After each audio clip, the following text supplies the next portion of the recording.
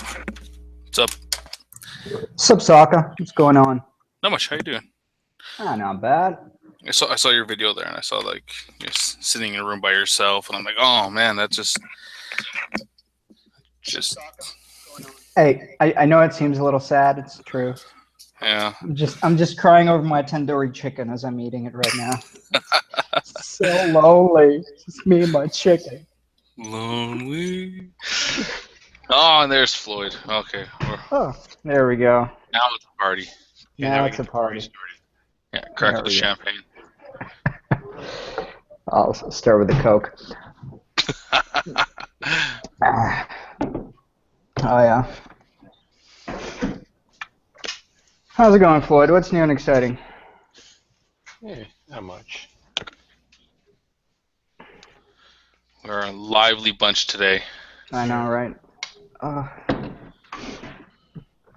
There's another hangout at 1. I forget what it is. It sounded interesting. I forget what it was. Was it all coming up at 1? Yeah, who was it? Oh, Dr. Lena Einhorn. Dr. Lena Einhorn. Oh, it's part of Oh. Bible Geek listeners. I think it's about the historicity of Jesus. Where's my mute button? Great. My mute button doesn't work. Come on, mute button. Work. Shift to time. Sorry. So it's a hangout about what? It's about. I think they're just going over a book. Lena Horn's book, A Shift in Time, How Historical Documents Reveal the Surprising Truth About Jesus. Oh, that's a clickbait title. I haven't really heard about this book. Let me look at it real quick on Amazon.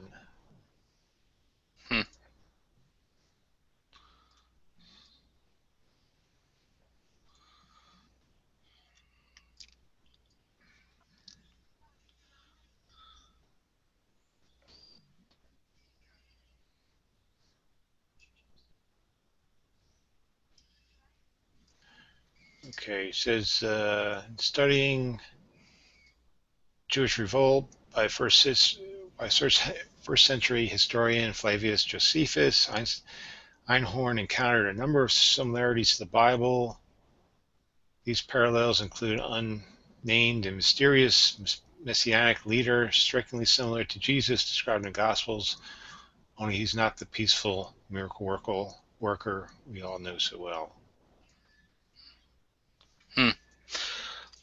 There's a lot of mention of Josephus from Christians when they're trying to substantiate the historical Jesus. They always bring up Josephus a lot, and I've looked into it. I've researched it, and I don't see. I mean, I don't see where they're getting a lot of the stuff that they're getting from his writings. I think he grounds Christianity to the first century, right? That's the whole key to it, right? Without Josephus, it's like not until the second century that you really get when Christianity takes off the ground, right? That's why they hold on to it so closely. Yeah. Yeah, we just have two passages for Josephus. One is an interpolation, and there's a debate of how interpolated is it from its total interpolation to just parts of it, but it actually does mention Jesus, and if you read it, it sounds like a Christian, like Josephus is a Christian. That's why I think it's interpolation, because Josephus clearly it wasn't a Christian. So it seemed to be just this added, but scholars question how much of it was added. Some claim, oh well, it does mention Jesus, but all the embellishment is false. But there's a core that says Jesus existed. Well, there's nothing really to back that up. And then there's another passage elsewhere that talks about James, the brother of Jesus, who was killed. And it's, oh yeah, see, there's James the Just. That's talking about Jesus. But if you actually read it, talks about James, the brother of Jesus, who was like a candidate for the high priesthood, and they both were the sons of Damius. So it's not really James the Just. So from those things, you can say Josephus really never mentioned Jesus at all. Interesting. And the other contemporary, Josephus wrote the Jewish Wars in 70 CE, and then Antiquity of the Jews in 90. So, and supposedly Jesus died around 30, which I don't necessarily accept either. But the only real contemporaneous historian at the time was Philo. And Philo wrote nothing about Jesus. Well, actually, that's not true. Philo talks about the divine Logos, which he calls the Son of God. And he talks about the second Joshua, which is a derivative of Yeshua, which is Jesus. But this is all celestial, not a historical being at all. So that's where some people think this is where part of Christianity came from. Well, I mean, even say the John Gospel talks about the Logos, and that's straight from Philo. But I mean, you can see the bits and pieces here and there, eventually making their way into the Gospels. So you really don't need a historical Jesus. And some liberal theologians will say that they don't doubt that the historical Jesus existed, but they'll flat out say that he's not even needed for Christianity to come about.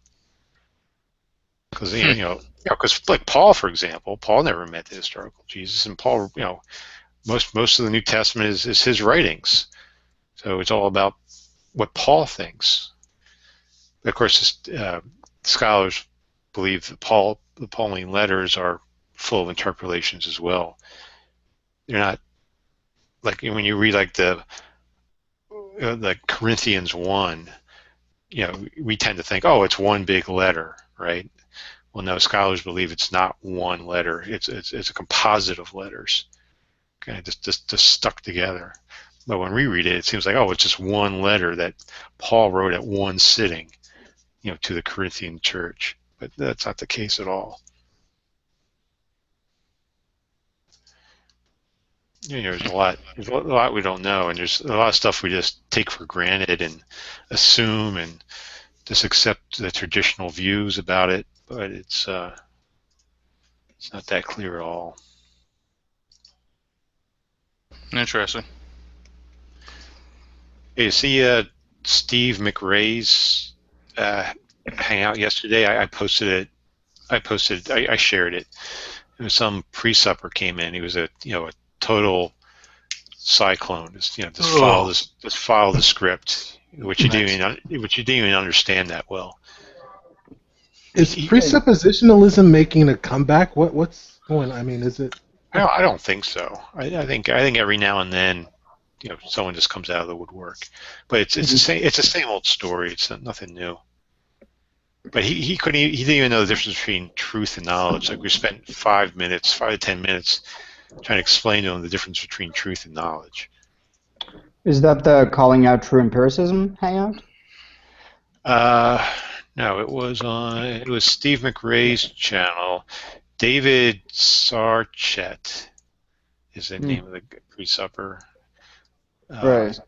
David Sarchet and I have a chat about atheism / Christianity. That was the name of the hangout. Oh, there we go. Yeah.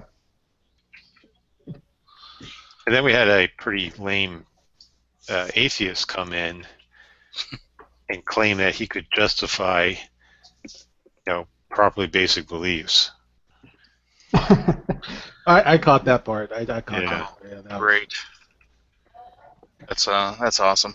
Yeah, it's pretty lame. Hmm. So we started pre-supping him. It was funny. Yeah, and he was like, yeah, but the evidence proves that it's not. It's the evidence. Oh, evidence that you're relying on your senses to discover? But it was pretty funny. I even said it. I said, hey, Steve, we were pre-supping this guy. He never seemed to catch that though. He never seemed to kind of gather that he's just it's a loop, right? And he just Yeah. yeah. Well, it's like it's even like the conversations I had with with MK, where you get to a certain point where it's just like, okay, we've gotten down to like the bare roots of this now. Like this is like, your position's exposed. Like this is where it falls apart. You see this, and then they go and it's like, will like well, what was it? It was um Oh yeah, they switched from a type of foundationalism to oh fuck, what was it? What was it called? Coherentism? No, Coherentism. infinitalism or whatever it is, or Well, or something like that. And you're trying to say this like, okay, well, yeah, okay, sure, you can go like that route, but that doesn't actually get you out of the same problems that you're accusing atheists of having now. Yeah. So Sometimes it seems like pre-suppers kind of go towards coherentism because they say oh, their worldview is internally consistent. So I mean that's coherentism, right? It's like all their beliefs cohere with each other. None of them conflict with each other. So that's their concept of truth. It's like if all the beliefs in your belief set cohere, then you have truth. Yeah, but they never make that argument, right? Actually, It's a foundational argument, but then they slip into coherent. Yeah, they never make that argument. Yeah, they flip. They go all. It's a mess. I mean, they just go all over the place. They have this. They have this one they call revelationalism, right? I don't know if that's what you guys were talking about, but that's relational epistemology. Yeah. I think that's what it's based on, right? So it's kind of a foundationalist model. Yeah. What they mean by a virtuous circle is essentially a circular argument. What they mean by the virtuous circle is that they have an account that they think is rational for their foundation. That's really what they mean. They sort of have two senses of knowledge. The first type of knowledge is revelation by God, which cannot be false. It's a sort of a direct link to truth, and all other knowledge is sort of founded upon this revelation by God. So it is sort of a foundationalist model, right? And so what they do when they criticize other views is they keep on borrowing their own definition of knowledge, which is it either has to be revealed by God or it has to be founded on proper revelation of some sort. But then it's not a justified belief, right? And see that's the frustration with watching these precepts because it always devolves into like give me the coherentist kind of argumentation for this, and they will never give it to you, right? They will never. But it's an externalist justification, though. What they're saying is that it grounds in God. So it's different from foundationalism because it's not propositional. It's that they claim to ground it in a being that they can do this, that they can pull this move through revelation, right? Yeah, the one I was bringing out is that with MK is that he tried to switch. So when he started bringing up the idea that any type of properly basic belief or any type of foundationalist epistemic position, because it will terminate in just either like a brute fact that or a properly basic belief that you could that you could only really plead to through circular reasoning, that's never going to be a justification for knowledge. So what he started doing was he started bringing in this idea of infinitism, is that that he didn't have a properly basic belief. Everything that he knew was predicated on previously revealed knowledge from God that can stretch back to infinity. Why doesn't anybody ever? I don't know. To me, it's dishonesty. Well, I don't think God is a properly basic belief, and nobody ever seems to. Yeah, he never said it was a properly basic belief. But when you ask him a question like how do you know that X, and be like, well, God has revealed it to me. It's like, well, how do you know that God has revealed it to you? Well, because God has revealed that He has revealed it to me. Okay, well, how do you know that God has revealed it? Well, God has revealed that He can reveal something to me. And then the problem with this is that this isn't, and then he says that this is a foundation for knowledge. I'm going to say, well, no, it's not. In fact, it's exactly the opposite. Is that you're kicking, dropping the floor out from beneath you, and you're falling for infinity now at this point in time. You no longer have a foundation, because who knows, if you go through a million revelations back to how you know things, how do you know that, at the end of the chain, that there is an end of the chain, and maybe it terminates with, your spoon told you. It's you don't know this. Well, let me offer one thing that I think is confusing here is that they appeal to an external justification, right? That and it's a little bit, it's not unlike reliabilism, right? Like, so I subscribe to reliabilism, and so I say that knowledge is independent of justification, that knowledge can be produced in me when it's produced reliably. I have knowledge, but that I don't know that I have it. And that's the problem, I think, is that it's okay. I don't actually have a problem with them having an externalist justification, but but then they need a way to build confidence on it, or to have some certainty, to have beliefs about your belief, right? Like, what we're concerned about is the belief about their knowledge, right? And they're saying they can be absolutely certain of it, and they have no justification for that, right? Like, that's fine if you want to table the knowledge claim, that's fine, but then how do you justify that you can apply any confidence to that you actually have ascertained knowledge, or that you're actually in possession of it? If just because it was externally created within you by this external thing doesn't mean then you should believe it, because you need to have a belief about how that actually transpired, or whether that actually took place. So I think that's actually the heart of the problem that I see it, as I see it. Yeah, I mean, Right. eventually it's going to be a faith claim, because eventually you're just going to reach the end, and you have no justification for it. You can't know it, and you just have to take it on faith. But the other presuppers don't go there. They'll say the impossibility of the contrary, but so they're not even trying to validate their own worldview. They're just trying to knock down other worldviews. But to do that, you have to do an internal critique on every other worldview. But they think if you find one little contradiction in a worldview, then that whole worldview is invalid, and you can throw it out. That's how they get they say that that God is the conditions for rationality, and nothing else accounts for it, right? But that's where they bring in the argument of that all other worldviews fail. They'd have to demonstrate that there's no other way to account for rationality in order for theirs to be the case, right? Yeah, and they never do that. Right. Are there any reasonable externalist views other than revelational epistemology that one can offer them? Well, reliabilism is an externalist justification. Mm-hmm. Yeah, it basically breaks the chain between justification and knowledge. So the case I bring up is my father with his Alzheimer's knew that I was Bert, but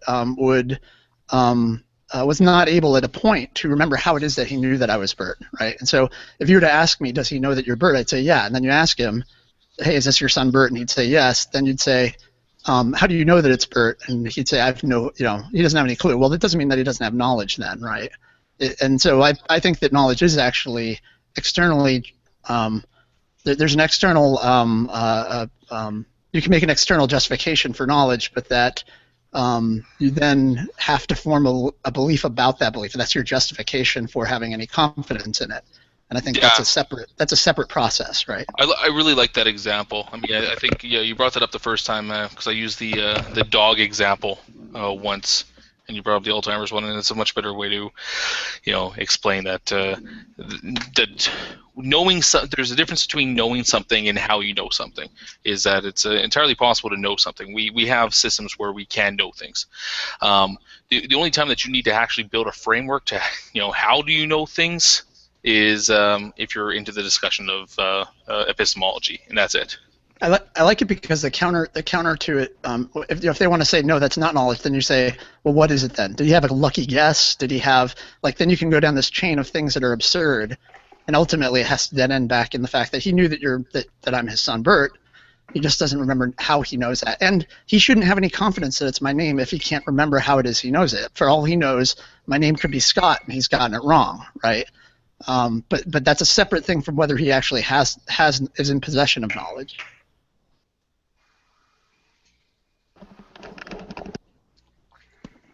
The bit I find interesting about the pre-sup argument when it comes to God is I can see that bit.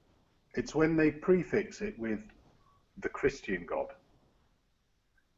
because that to me requires some kind of justification, because God is God, but then you're choosing which one, and you're only choosing that on the basis of something that you've read or chosen, or not even having bothered looking at what the others might be.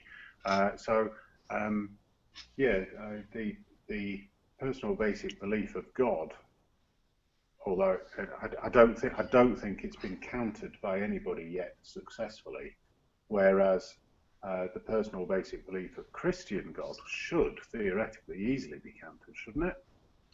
Yeah, it's like they smuggle in.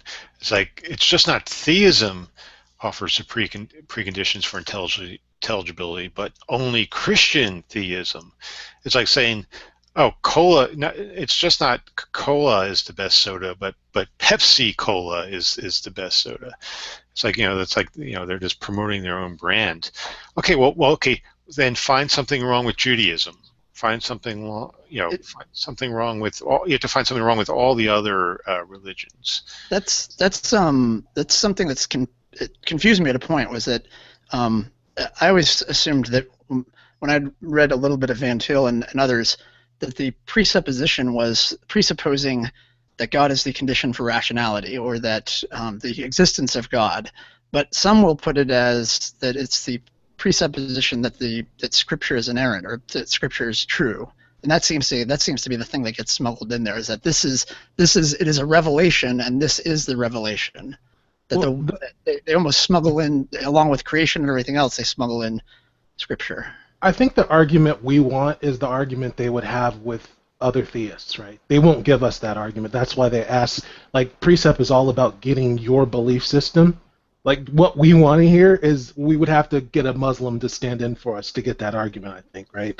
Because they customize their argument to whoever their proposed, like, opponent is, right?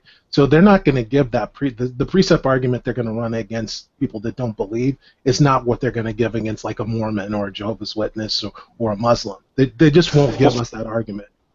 Well, they can't. That's the other thing too, is they can't give that argument because what they have to do at that point in time is switch into actually talking about how they know their revolution is more true than somebody else's revelation, and they can never actually establish that point.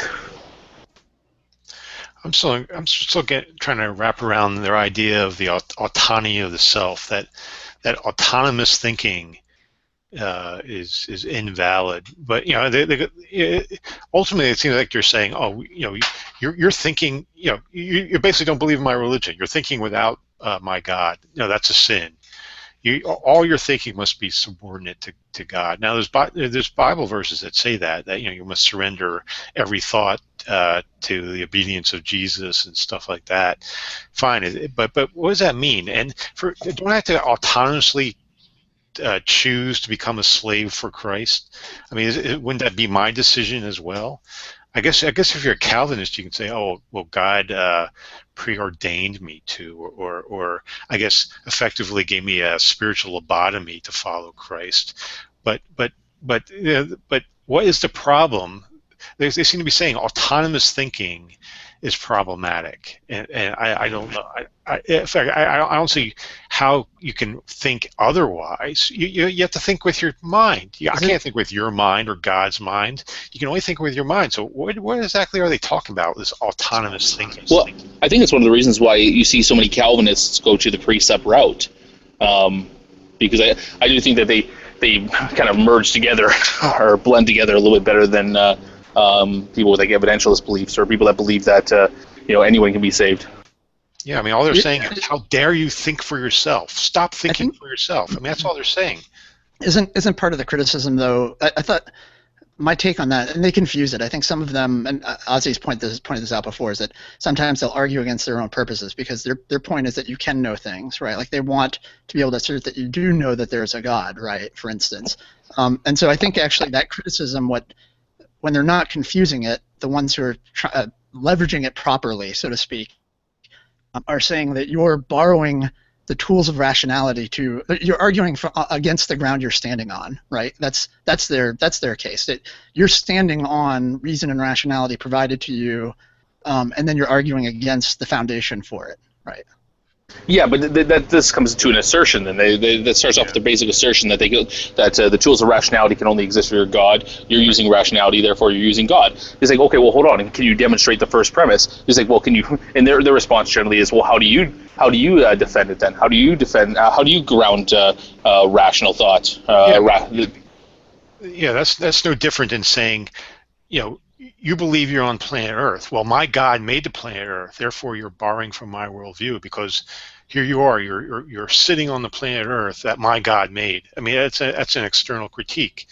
It's begging the question. It assumes that God actually made the Earth, but yeah, I see it no different than that. Mm. How dare you not acknowledge, that my God made the heavens and the earth. I mean, again, it's just preaching. It's just preaching.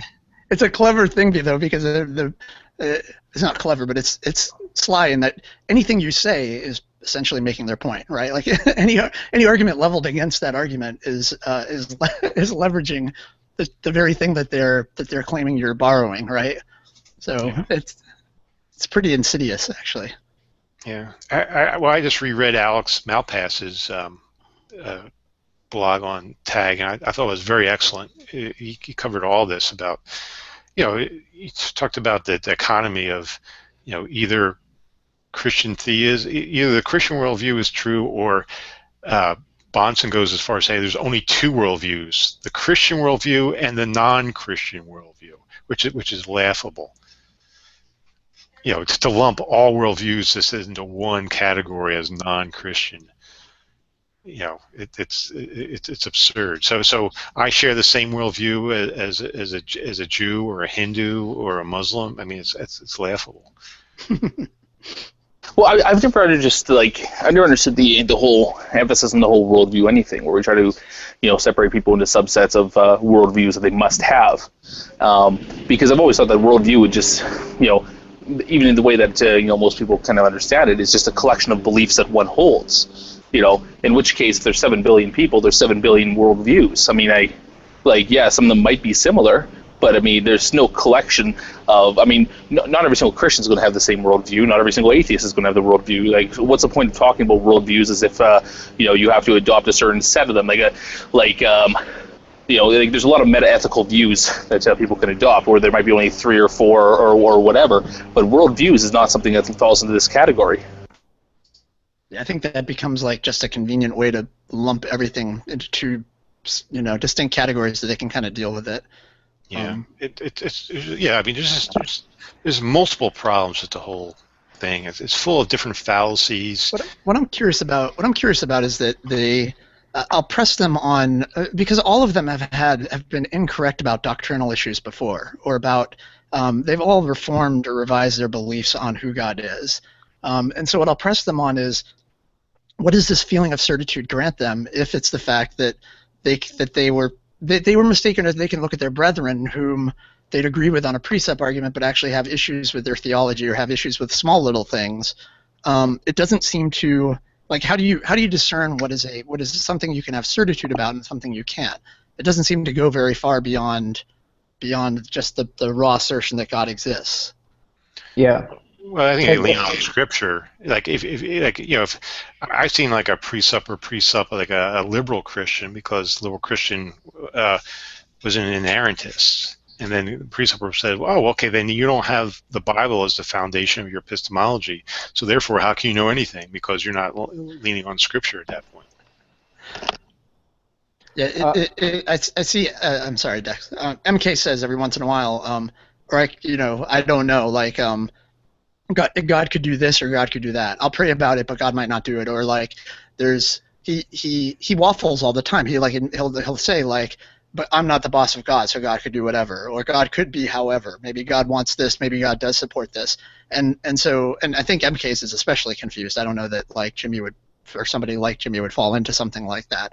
But I think it exhibits the problem of like, you're going to presuppose that God exists. Now, what else can you be certain of about God? Like, what things can fall out of that you can be certain about? What are the specifics that you can be certain about?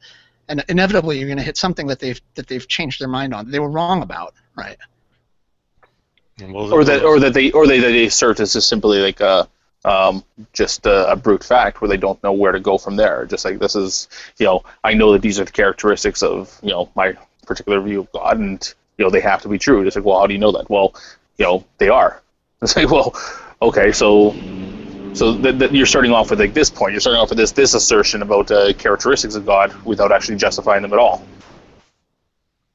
Yeah, I think the one sentence that I would like them to explain is how they rationalize, or how they explain the sentence, "I thought I knew X when in fact I was wrong, when in fact I did not."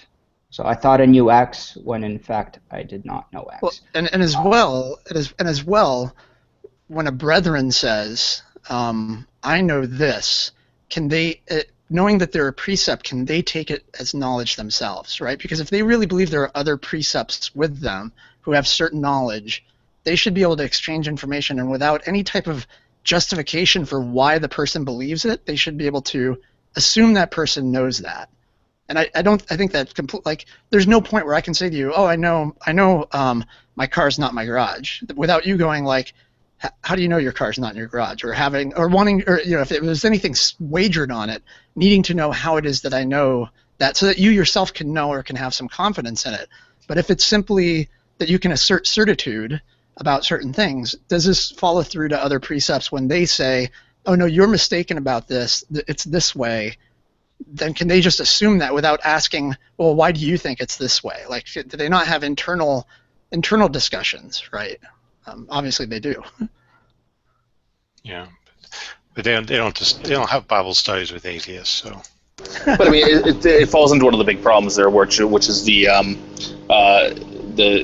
how do you, oh shit, what was it? The precept argument's not actually an argument, because the precept argument requires they don't actually make an argument. They have to talk with somebody. They have to try to show that based on what they believe that somebody else is wrong. But that's not an argument. An argument can be made without anybody present at all. Yeah, but the standard tag argument is only Christian theism offers the preconditions for our experience, such as logic, morality, and science, and rationality, and their justification for that is that because of the impossibility of the contrary. So with that, they're not going to look at their worldview at all. They're only going to look at other worldviews, and they either try to find some sort of contradiction, or they'll say, "Well, account for this." Well, that's burden shifting. That was the brilliance of the Matt Dillahunty Psi 10 debate, was that the format was such that Psi 10 would have 10 minutes with no interaction with Matt Dillahunty. So he had to actually present Dillahunty's past statements to juxtapose or to criticize, because he has nothing to actually offer.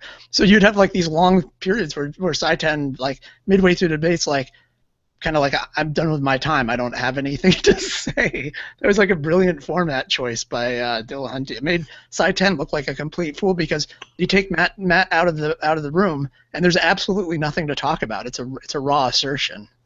Yeah, well, I think their typical strategy is they won't offer anything themselves. They'll just let the other person speak, hope that the other person is philosophically naive, and just be a skeptic and just pick apart anything the guy says. Just apply skepticism to anything. And if you're stuck, just say, "How do you know that?"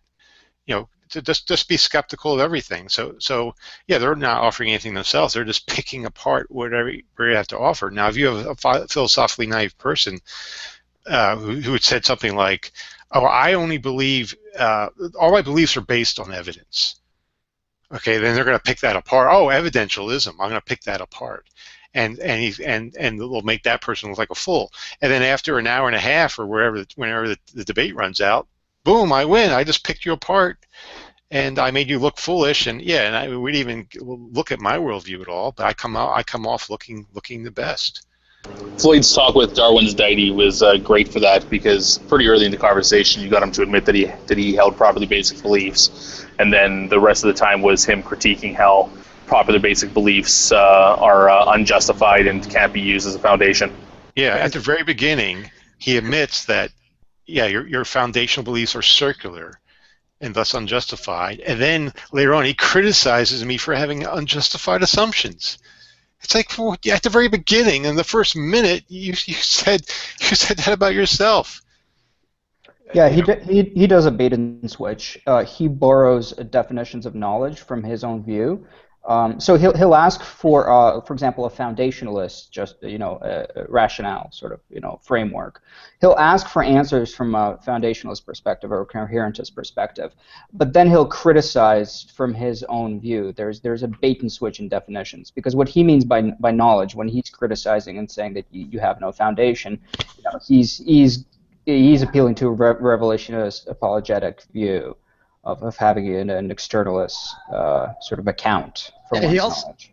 He'll also reject anything other than JTB. He'll say, like, that's a non-standard view, or that's like, you'll get into, like, there was somebody, maybe it might have been Floyd or somebody else was talking to him about this, and he kept wanting to make an appeal to popularity, where he was like, look, this is not a standard view that you're discussing. I'm not going to deal with your definition of knowledge. I'm going to come at it from my own. So. Well, that was actually with me, with one of the talks I had with him, is that every single time that we talk there, he'd say that the only definition of knowledge that's acceptable, that's universally acceptable, is JTB, and I'd explain to him and say, well, actually, it's not. And there's multiple different ways that people seem to define knowledge. This isn't a solved issue. This isn't an issue that every single person or every single philosopher will have unanimous agreement on. There's people out there that don't think JTB is a good enough definition, good enough way to define knowledge. There's people that will say that knowledge itself is incoherent, and nobody can have knowledge by any definition.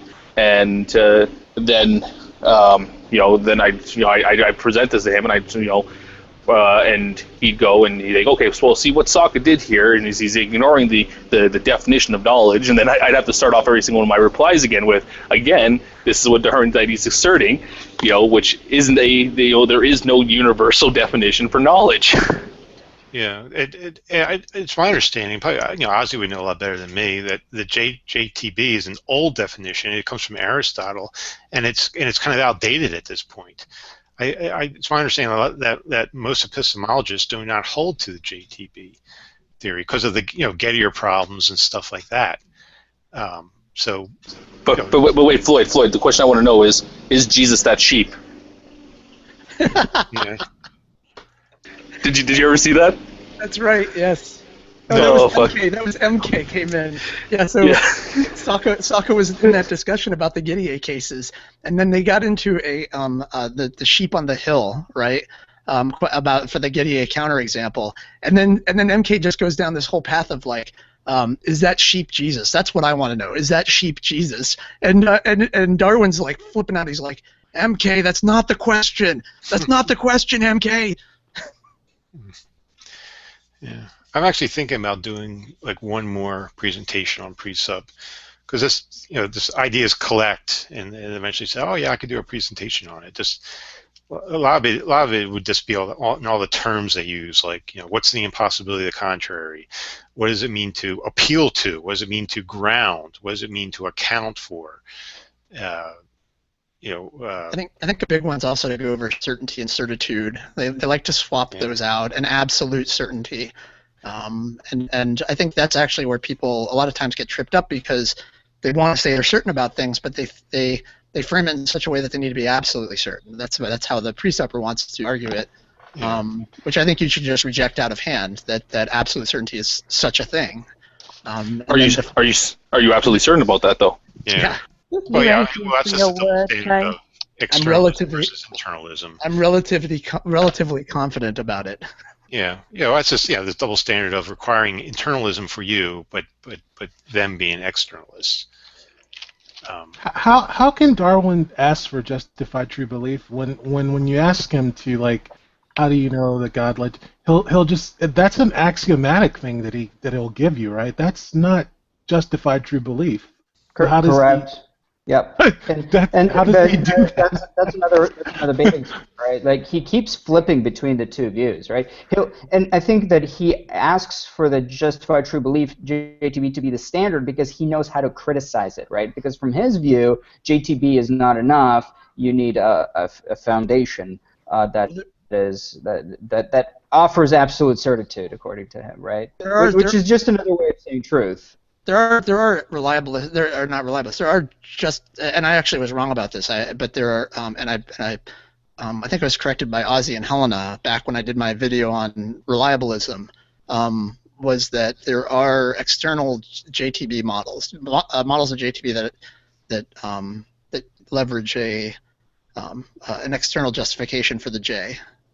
So, and I think that's what they're actually appealing to. They're not appealing. They're demanding of you an internal justification and denying you an external, but they themselves are leveraging JTB with an externalist justification. Yeah, I never understood that. Is that because you always ask them to say if revelation from some magic man in the sky is what you consider justified, well, does that magic man live in the sky also live inside of you, or how so? I mean, like, how do you get around the problem of God being internal and not being an external entity that's leading to your justification? Because I mean, by definition, it would have to be an external. It would have to be external. So you are pleading to an externalist justification. So what's wrong with me doing the same thing? It comes down to that the externalist. The externalist, the thing that's producing the externalist justification, the thing that's producing the belief, is justifying it. But then you have the belief about the belief, right? Like, and that's where I think they're completely confused about this, or most of them are. I don't think most of them even understand any of this stuff. But I think what it is that it's externally justified, but then you have to have grounds for confidence or certainty in it, and that itself is based on a belief on warranted confidence, right? Like the warranted confidence that you have an externally justified belief. Yeah. But and also I was thinking in the presentation, just go over the fact that these people are not interested in having an honest conversation with you. They just want to pwn you. They see you as the enemy, as the antithesis.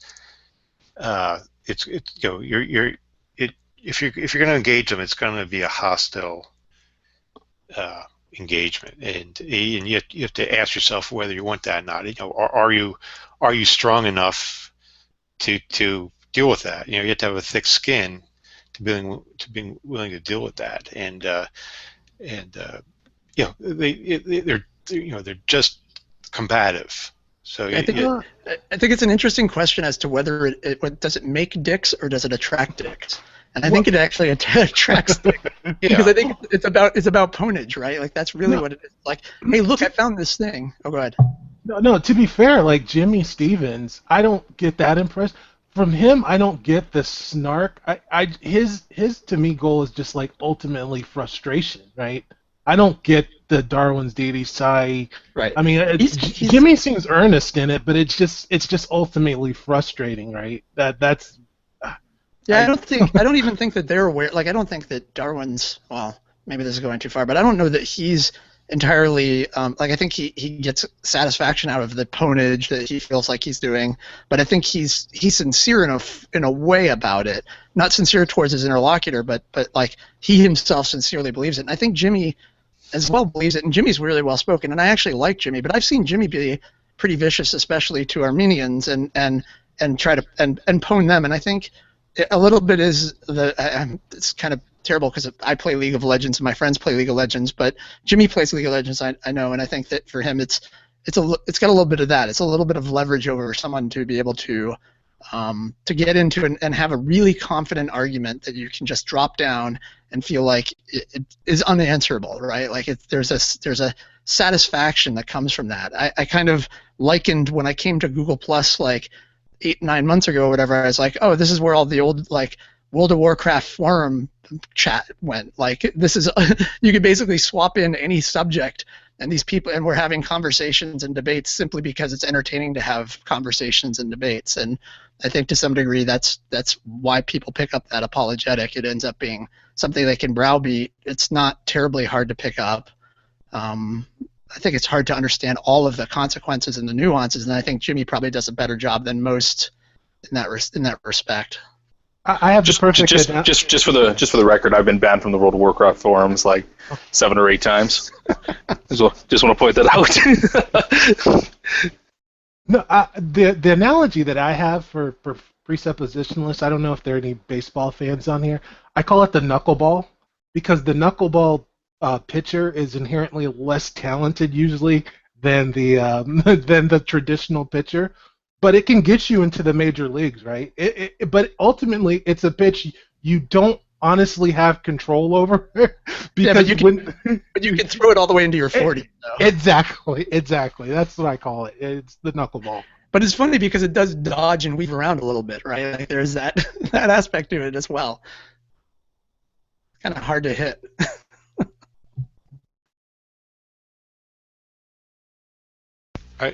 I do agree with you that I think it attracts certain people, especially like the side 10 subs. I think it attracts bullies basically. I think that's true of Calvinism as well. Like I look at the Arminian Calvinist divide on G+, and I myself, like I was a Calvinist, and I think it's partially because I don't have any like Ozzy was actually a little surprised to hear me say this to him maybe 2 weeks ago. I was like, yeah, I was a Calvinist, and we were actually talking about dicks. We were talking about like what does it make somebody a dick, or are they a dick already, and that's why they're attracted to it. I think for myself, it's not that I was a dick, but it was that I have a fairly cold. It's not that I lack empathy or don't sympathize with people, but I have a different way of operating through it. Like I don't tend to get like I didn't cry about my father's death, or I don't get especially emotional about something. So it didn't bother me that much that God would, for His own glory, like engineer all this stuff towards an end, right? And that some of that meant that some were going to be damned just to have a juxtaposition against the saved, right? Like the saved couldn't be saved without a juxtaposition against the damned, and there has to be a contrast there in order for God to exhibit Himself or whatever. And so He just does that, no big deal. But there are some people who the consequences of that in a world where there's suffering and whatnot, that's untenable. Like talking to Preet Wilson says it makes her suicidal or makes her depressed to a point where she gets really fatalistic about things.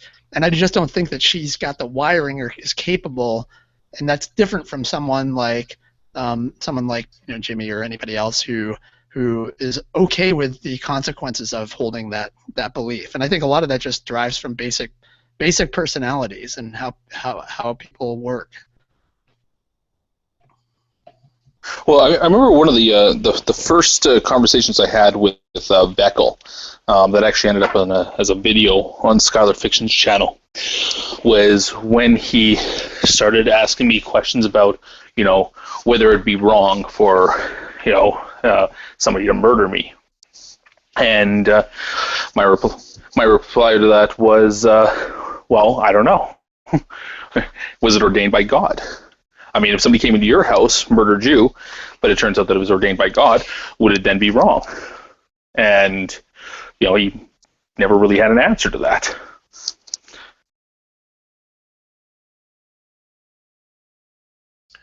It seems to be Veckel's number one argument is to bring up morality.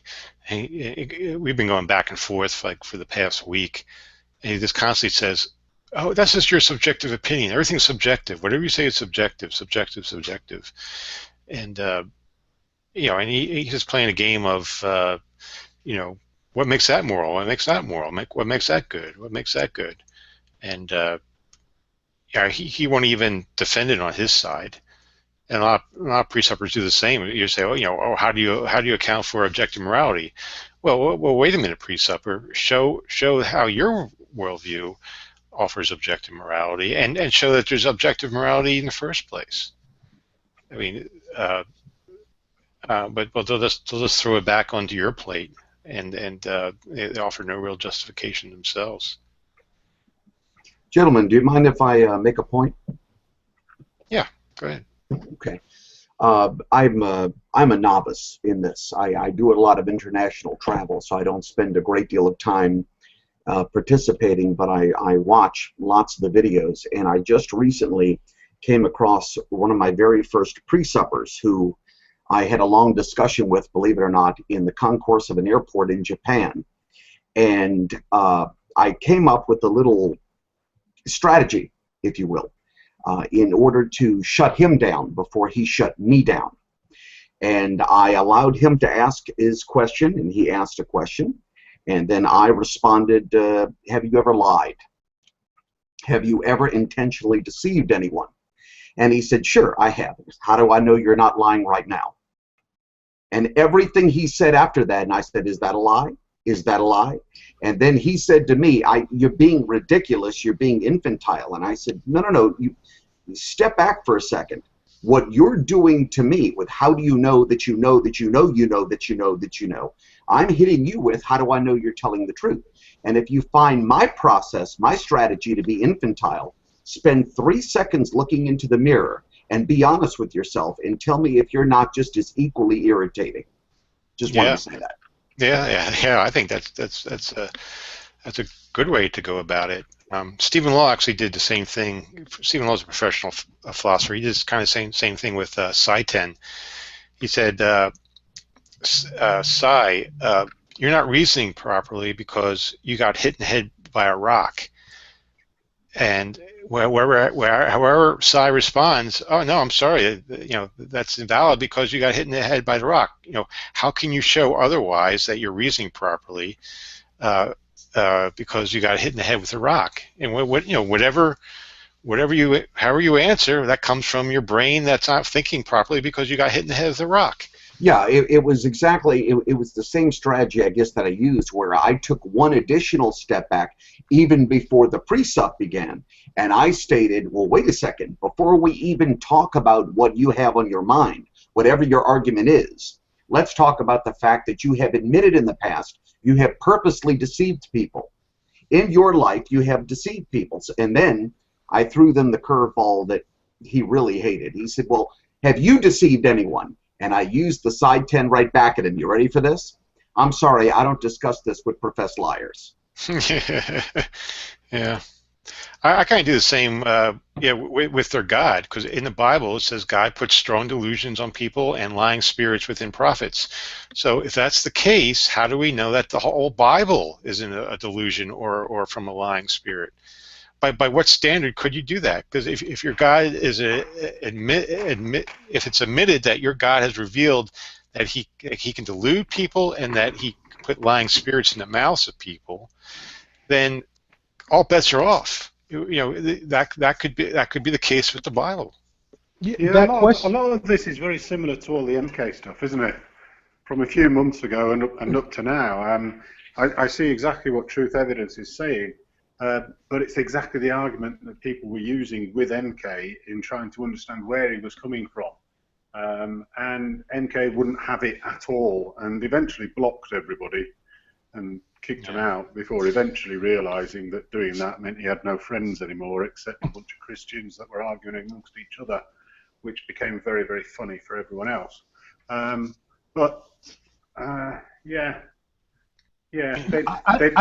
don't like to have it pushed back at them. Yeah, these are all conversation stoppers, though, aren't they? I mean, it's really what it boils down to, just stopping the conversation. Well, I've never heard it myself, but I've heard that many people comment that Sai's objective is to merely shut you down. He stated that years ago. Yeah. I have never heard it myself, but I've heard that he has said that. So if that's the point, what's the point? Yeah, they outright say that. Yeah, to shut mouths. Mm-hmm. Mm-hmm. I mean, they put it in such a way that they want to show the futility of the opposing view, right? The incoherence of the opposing view. I think they fail at that, but one of the big problems is that people who are not well versed in precept, they don't understand when they are when they're borrowing from their own view to do any criticism. They think that they're doing an internal critique, but they will often fail at that. And they don't see that, and it's very difficult to make them see that. MK is one of those people. MK continuously switches definitions of truth and knowledge in criticizing the view. He will ask for sort of a coherent account of what truth is, and you give him, okay, well let's do foundationalism. How about that? And he'll say something along the lines of yeah, but you're starting with assumptions. And you tell him, yeah, but under my view, under foundationalism, that's not an issue. And he'll say, of course it's an issue, but that's an external critique, right? That's from his view, that's an issue. So I don't know. I think the solution to that is just to tease out what they mean by knowledge, tease out what they mean by truth and justification, and then offer your own viewpoint. You can do sort of an externalist, foundationalist model, an atheistic, viewpoint. Yeah, but that's the thing. If you do give them an accounting, say a naturalistic accounting, like you've given them an accounting at that point, but they won't accept that, right? That's the thing. That's the big switch. Well, I think at that point it gets really interesting, right? Because when they don't accept it, right?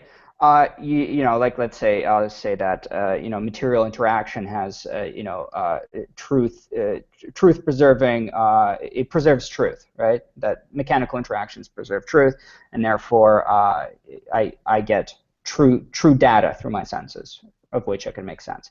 So they'll and they go, yeah, but how do you know that? I'm like, no. I just give you wanted an account. You wanted an account of foundation of how truth can be preserved, and I gave you one. Just like you give me one when you say God does it, right? Exactly.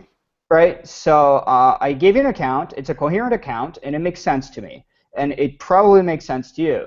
So now your only criticism is that but your account doesn't involve God, right? That's all that they're left with at that point. Or if you play devil's advocate and sort of for arguendo offer a precept from another religion, once again their only criticism is but that's the wrong God. You're not using the right God for that. And that's how you get them to. You can backdoor a way to get them to make a coherent argument.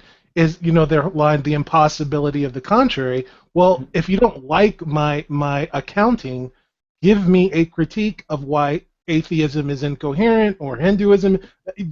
That's the back door that will put it back on them to say, if you don't like my accounting, show me the contradiction, the irrationality in it, right? But they don't. They'll just say, they'll give you the axiom that without God, that intelligibility is impossible, right? And then you're in this loop. So. Right. Well, but one cute thing that they can do is if you give them an account, they'll actually sort of switch to an internalist criticism and say, but that's just an assertion, right? So in other words, they actually abandon their own view, right, their own externalist view, to an internalist view where you have to have a coherent model all within your mind.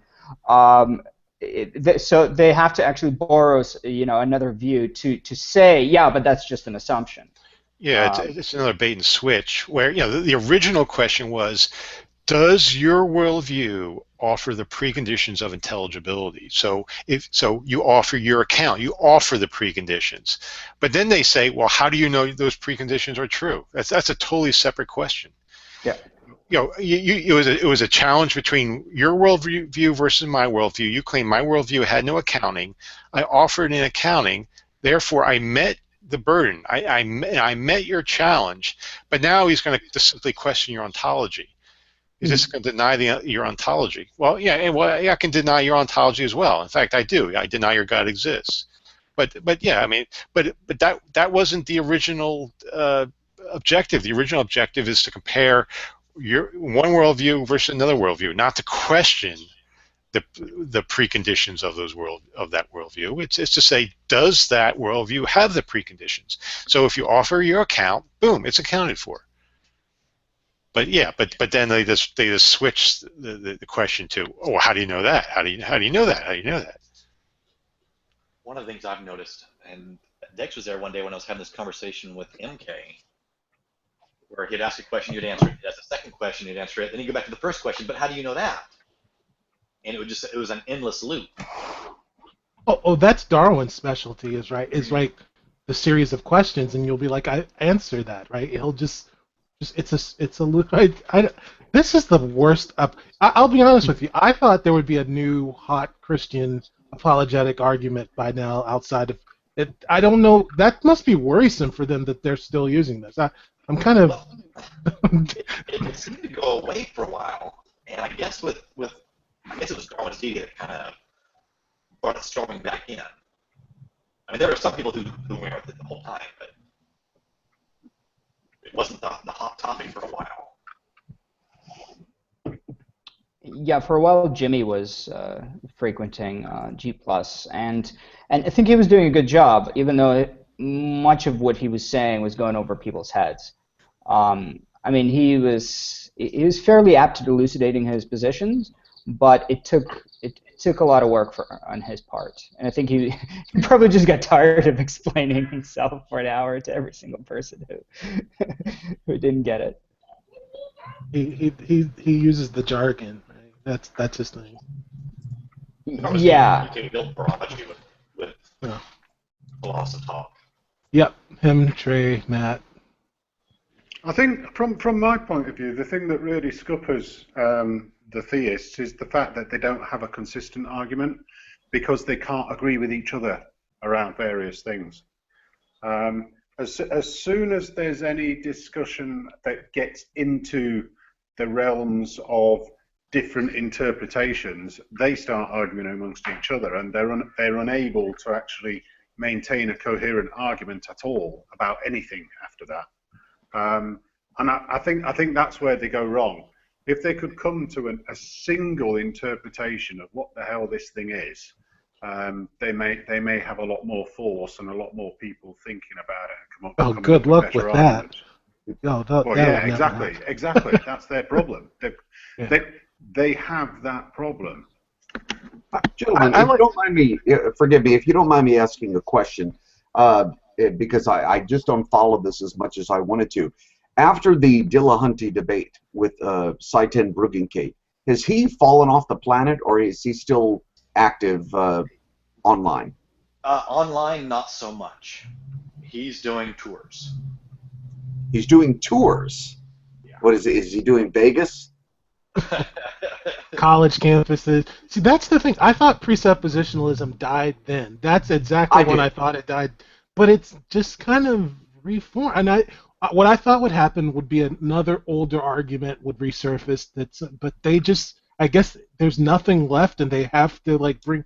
That's amazing to me. I think it was. I think the strategy, which it may have been an unplanned strategy, but it may have just evolved this way. I think that it ended that day online in terms of the Google Hangouts and the YouTube chatter. The moment that Dillahunty absolutely decimated Saiten Bruggencate, it was over. It was over. And no one was going to be able to argue for Sai, or no one was going to be able to challenge Dillahunty. And at that point, it was over. Sai and the other precepts had no choice but to deviate from this audience and move to a fresh start. That's my opinion. There are some who have Matt Slick and the Bible Thumping Wingnut and his crew. They've stuck the course. They haven't deviated really. And then there are those who are just rather unintelligent, honestly, who just keep going bullheadedly. Well, Alex Malpass gave Slick a big black eye, a month or two ago, Yes. ripping apart his disjunctive syllogism, argument with Tag, and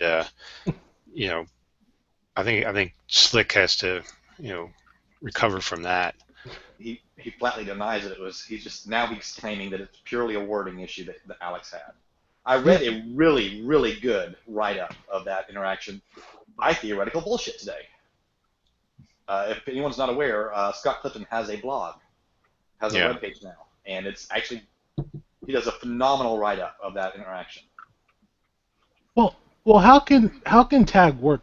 Because the whole argument is it transcends space, time, energy, matter, but how does it transcend it when it's determined by those things, right? It doesn't. I mean, the law of non-contradiction, like it doesn't mean anything without space and time, right? It's bound by them. It doesn't transcend over them. It Yeah, like you have to have at least two things, right? yes. You have to have two things to contradict each other. Exactly. Like without time or space, how can you have the law of non-contradiction, right? It says a thing cannot be a thing and not a thing at the same time, in or in the same place. It's bound by it. So it doesn't. His argument never made sense to me in that the thing that incorporates the argument, that if it incorporates it, doesn't transcend it, right? Or am I missing something? Yeah, it's logic is really no different than math. Think of the number 2. Well, for the number 2 to be relevant, there has to be one. There has to be at least two things, right? So there's nothing really mysterious about logic. It's just describing relationships. How do you account for 1 + 1 = 2? Well, it's you account for it the way what plus means. It means in addition to whatever you're starting with. And with the law of non-contradiction, you have A, and everything else is not A. There's nothing mysterious about this. It's like saying, how do you account for all stallions being male horses? What do you mean account for? That's what we mean by a stallion. There's nothing to account for. There's no mysterious force that makes all stallions male horses. It's just what we mean by it. So with logic, it's what we mean by and or and not and if then. Yeah, it's language. Yeah. Yeah, I think it's all they have. It's all they have. Floyd, let me ask you a question. Do you see it changing in the future? Do you see them coming up with a new and improved strategy, Precept Plus, or do you see it just the same regurgitation to the end of time? Yeah, I see it the same regurgitation. They're just going to they're teaching it at churches and seminaries and so forth, and I think it's just going to be a case of like Darwin's deity does. He just looks for new prey to do this on. Like I described before, he's like a magician, and he's a street magician, and the people on the top of the street figure out his trick. So instead of saying, okay, well, I'm never going to use that trick again, no, he just moves his booth down the block and tries it on someone else. But that just shows how deceptive they are. They're just trying to con people. They're just trying to basically get your money. But in this case, they're just trying to get souls, I guess. But no, I don't think it's any different. I think before it was the god of the scientific gaps, and now this is the god of the philosophical gaps, and they'll just wait for the next generation. Sai's a businessman, and he's kind of like these fitness trainers. They'll come out with a DVD. It'll sell really good at first, but then people will get bored of it, and then he has to come up with a new way to kind of repackage it. So to come up with some new thing to sell, and either it'll be something that's slightly tweaked, or it'll just be like a new audience or a new generation to present it to. And I don't think that these people are malevolent. I don't think that they're purposely trying to mislead or hurt people or con them out of money or anything like that. I think that the problem is that these people actually have these actual beliefs that feel like they're called upon to do something like this. And I think that the strength of the precept argument is that it does it can be convincing, or not convincing, but hard to refute for anybody that doesn't have the basic understanding of the topic at hand. So they use it as a tool, not to really purposely mislead people, but to essentially get the naive, tag them, bring them onto their side.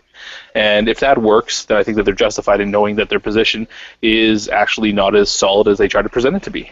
And I've got a slightly different point of view on it. Yeah, I don't agree. I think some people are like that, but people like Darwin's, no. I think he's a con man. I think he's a shyster.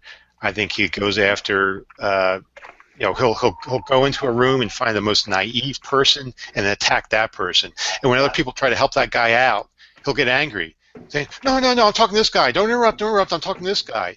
It's like it's like I described before. He's like a green belt, and he just wants to beat up white belts. But when the black belts come in a room, he complains about that. Yeah, He gets off on beating white belts, and if there's no more white belts, yeah, he'll leave and go into another school where there's white belts, so he can beat them. Stalkers. Yeah, I don't think it's a tactic for actually trying to convert people, though. I think it's more a tactic of prevention, is to prevent people from leaving theism and moving over. They know that they are losing people hand over fist, and they have to maintain their population in some way. And none of them ever convert atheists through to Christianity or whichever God they're wanting to, unless it's by force and death threats or something. So this is merely to give succor to their own people who may not have the intellect to be able to argue it, to give them the steeliness that they don't have to be taken in by the arguments of the heathen atheists. And that's how I look at it. I don't think it's there as a preaching mechanism for getting new people, because it's never worked. I would absolutely agree with that. In my humble opinion, I think it strengthens the resolve of those who are already within their church.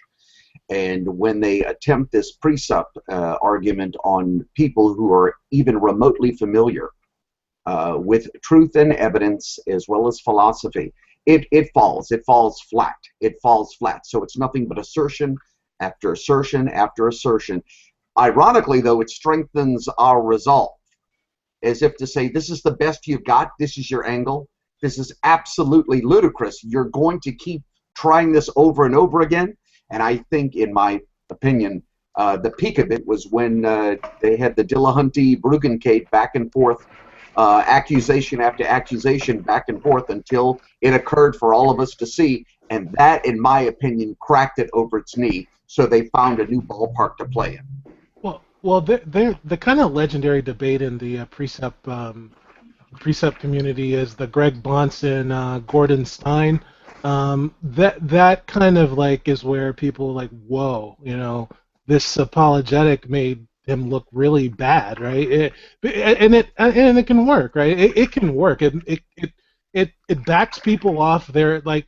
It's what Sai says. It's the closed mouth. It's people are attacking Christianity, and this argument is like it makes them question their beliefs, right? The person who's attacking it, what's your justification? It puts the onus back on people. So I guess it's going to be around. I mean, this is like going on how many years now since Bonson's been around. So I guess this is like the kind of defending argument for Christianity right now. I think it's here to stay, I guess. But it also provides the rationale as to why they just go down the street and set up again, because then their interest is about meeting the needs of a large number of people who are on their side.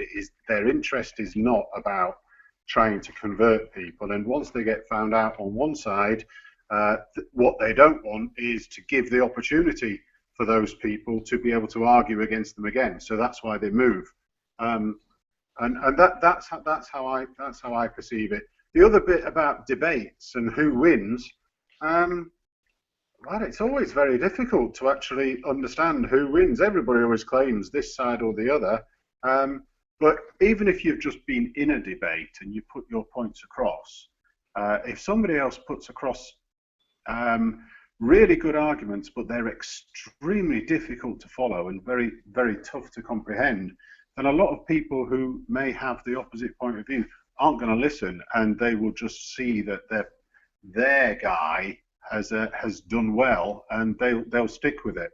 And it's all about reaching the masses, as Donald Trump very well knows.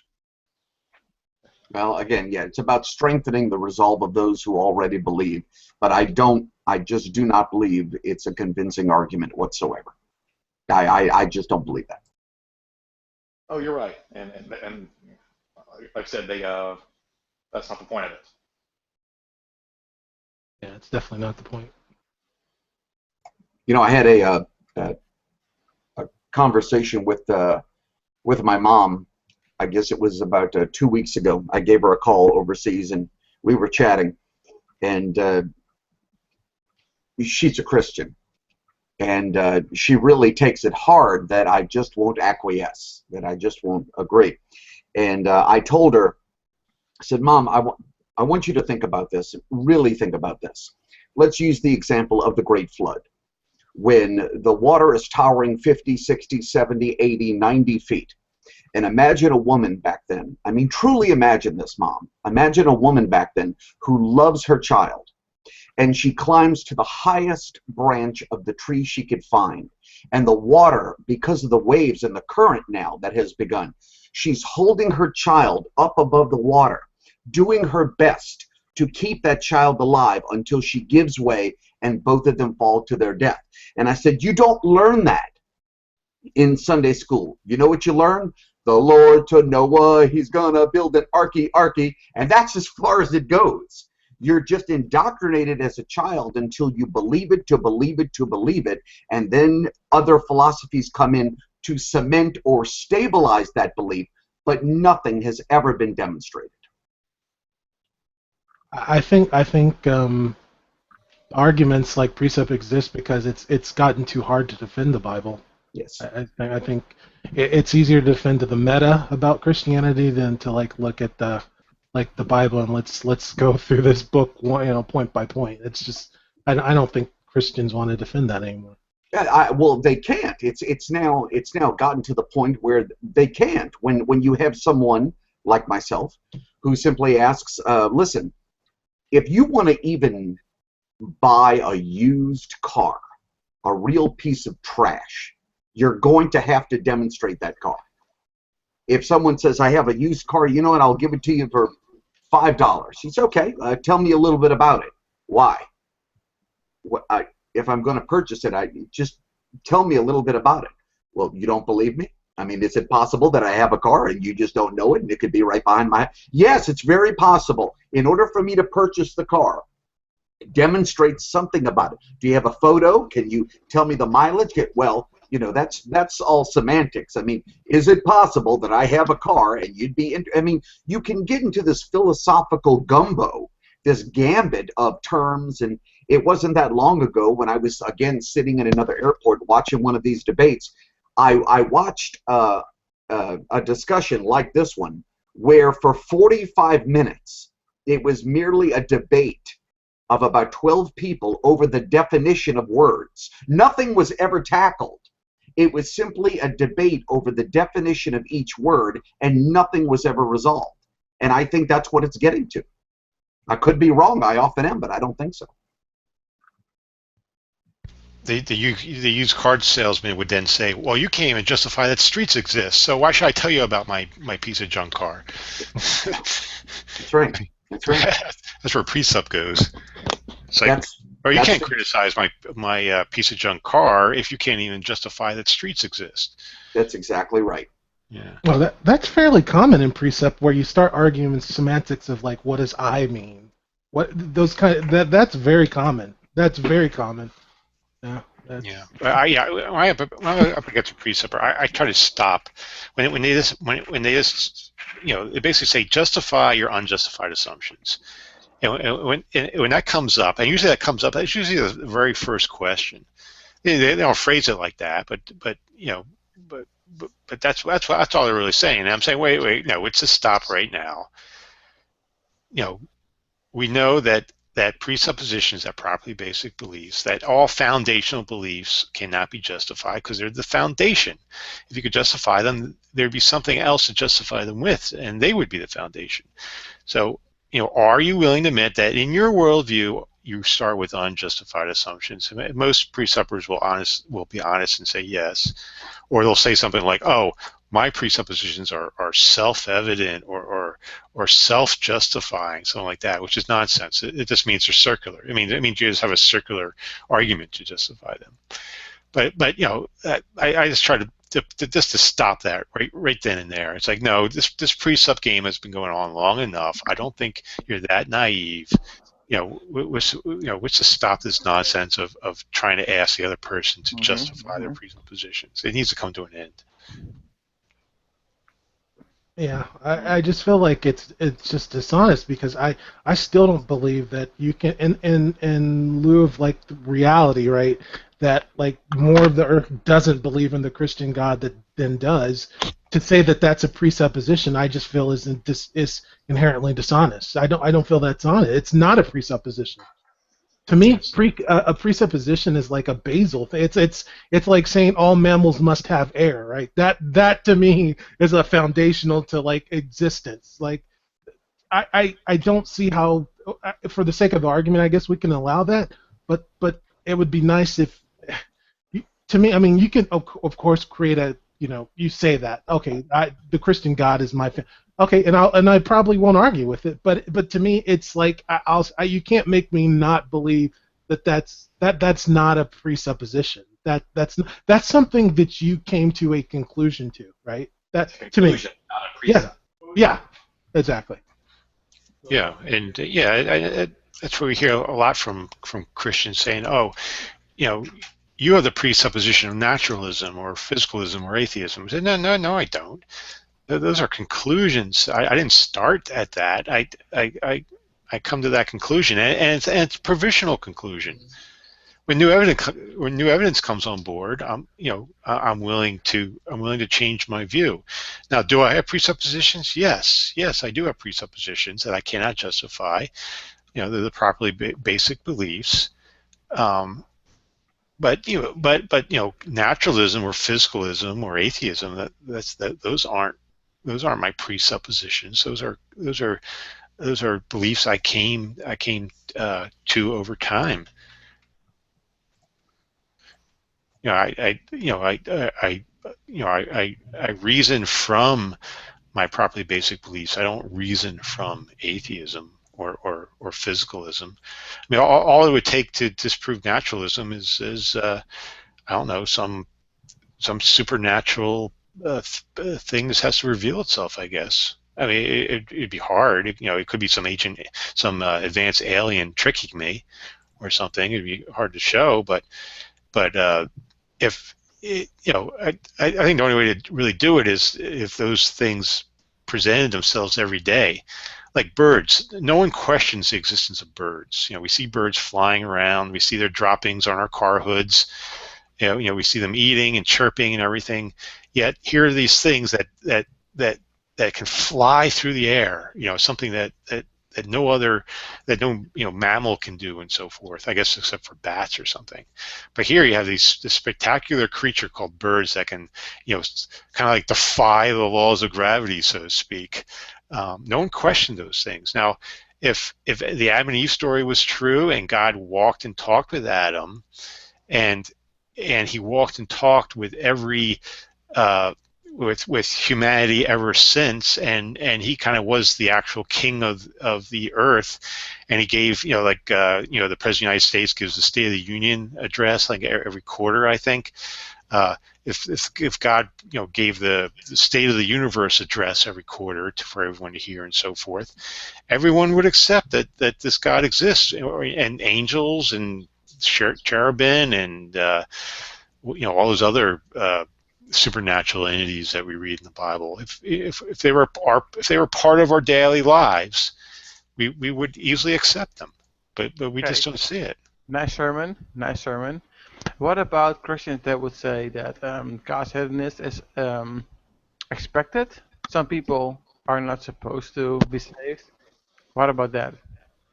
Why? What's the justification for that opinion? Yeah, well, it's this Calvinism, right? It says, Yeah, exactly, yeah. Yeah. God makes people for vessels of His grace, and other people the vessels of His wrath. Flo, you got it. Romans 9. Yep.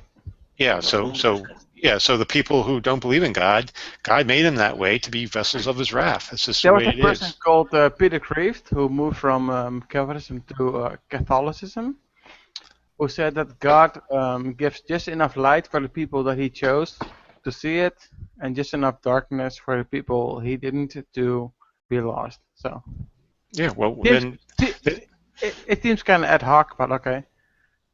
yeah, well, it's just saying, yeah, God's blinding people on purpose. Well, we're at our mercy. I mean, we're at the mercy of our epistemic limits anyway.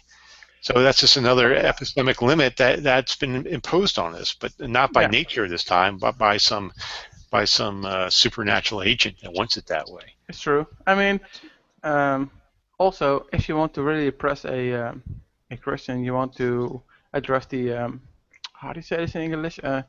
Noetic effects of sin, I guess. Mm-hmm. Like they were born without asking, in sin, and their brain or cognitive faculties were already thwarted, right? So yeah. Yeah, I remember I think it was, I don't know if it was Sock and I or Xbox and I were having a discussion with Jimmy Stevens, and we were talking about, I think morality at the time, and the idea of babies being raped came up, and why doesn't God intervene to do that? And Jimmy Stevens' response is because the babies deserve it, and I just said, that is disgusting. Wait, Jimmy, I never heard anything more disgusting than that. Jimmy Stevens as a necessitarian? Jim Stevens is a Calvinist. He's from the Reformed tradition. Yeah. Me too. Yeah. Yeah. Yeah. So the babies deserved it. I guess whatever in Calvinism, whatever happens, it's because of God's will. God ordains everything that comes to pass. So whatever happens, whether good or bad towards the person it affects, that was God's will. That's a hard pill to swallow, yeah. But on atheism, there's no explanation whatsoever. Do you agree with it, or atheism or naturalism? There's just this, like, life sucks, life is a bitch. Oh well, and there's no explanation. That's just an appeal to consequences. I mean, that's there. I mean. Do you agree with Jimmy on that's just yes? Okay. Yeah. Well. Notice how humans respond to that, though. Humans respond against it adversely. So if we see babies getting raped, if we see suffering, we try to put an end to it. So by doing so, you're almost going. You could be going doing it against God's will. Now, I guess you could say, oh well, God wanted you to respond that way as well. So it becomes unfalsifiable at that point. It's like, oh yeah, well God made misery, and God made it so humans would respond to it to try to relieve the misery. So that's part of God's plan. So no matter what happens, what you do, however you respond, it's all part of God's plan.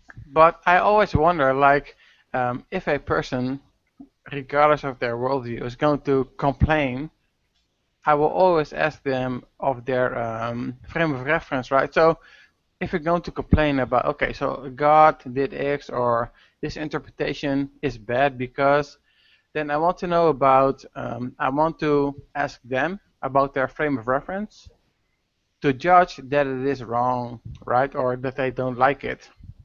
It seems arbitrary to begin with. If their foundation in terms of ontology is contingent, then why do you think you have a frame of reference that is over and above to judge a maximally great being? Is my question then. Well, the frame of reference is our needs, our desires, our need to flourish. Yeah, just as you said that. Let me say it. Just as you said that, I had an itch on my leg, and I scratched my leg. Right. So why did I do that? Was it arbitrary that I did that? No. I had an itch on my leg, and I had to scratch it. That's the reason I scratched my leg is the same reason why I try to reduce suffering. Okay, nice try, but you can reduce that back to a physical thing, right? So if you want to wonder why you feel the need to reproduce or why you find a lady attractive, you can trace that back to evolution or a physical thing, right? Right. Yeah. Yeah, but that's not at all what we were talking about. We were talking about the ontological, metaphysical grounding of morality. I don't So- grant that God is I feel like the Christian Why am God's I interrupting? incoherent. Okay, go ahead. No, I don't. I don't feel like God is a maximally great being. I feel like that's one of the incoherencies of the Christian Based God. on what frame of reference? Well, so one of the arguments is like. No, don't skip by. Just answer Okay. me. Based on what frame of I'll reference? give you an argument. I'll give you an argument, right? I'll give you an argument, right? So one of the arguments preceptors use is what, like when you say, how is it that you know that God? They'll agree. They'll say, I'm a fallible being, right? So how is it that God gives you this communication, right? That your fallibleness is allows you to have this certainty, right? They'll even say that through sin, right? Through sin, that's what gets in the way of God's message to human beings, right? Because they'll agree that humans are screwed up. Well, so can God defeat sin? Is sin so insurmountable that God can't defeat it?